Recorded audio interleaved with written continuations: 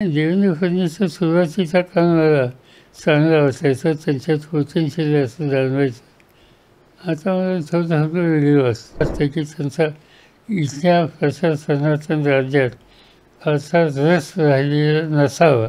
नव्या सरकारमध्ये त्यांनी सत्ता घेतली, पण त्यांना मुख्यमंत्र्याला मंत्री व्हावं लागलं.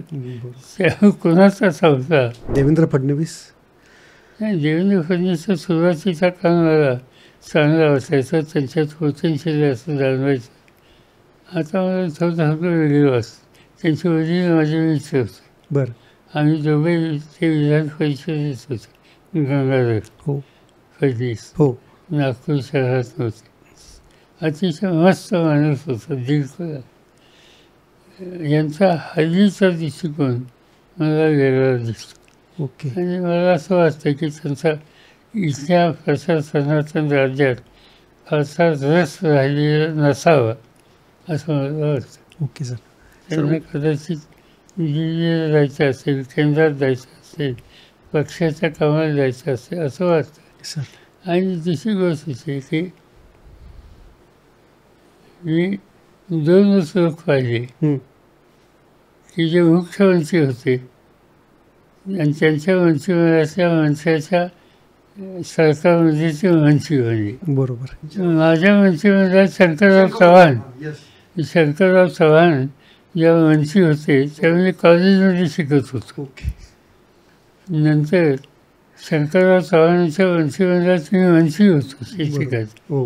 आणि ते माझ्या मंत्रिमंडळात मंत्री झाले. तेव्हा तुम्ही मुख्यमंत्री असतो. आणि आत्ता तशीच.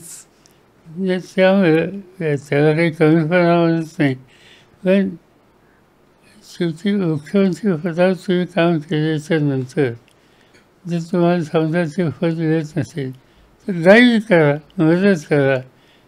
नव्या सभासदांना एक नवीन दृष्टिकोन ठेवा.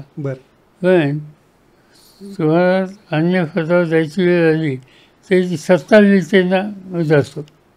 हा अफसोसची प्रतिष्ठा राहत नाही. अच्छा सर, एक त्यांचं एक वाक्य होतं आणि ते अनेक मुलाखतींमध्ये त्यांनी वापरलेलं होतं की पवार साहेबांचा राजकीय हेरा संपत आलेला आहे, असं एक त्यांनी एक फार मोठं धाडसी विधान केलेलं होतं अनेक मुलाखतींमध्ये.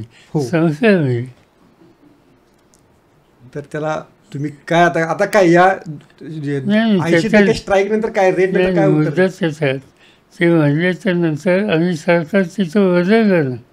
उद्धव ठाकरेच्या नेतृत्वाचं सरकार कुणी बनवलं? आम्हीच लोकांनी बनवलं. त्यामुळे कुणाचा इजा संपला हे कळलंच त्यांना.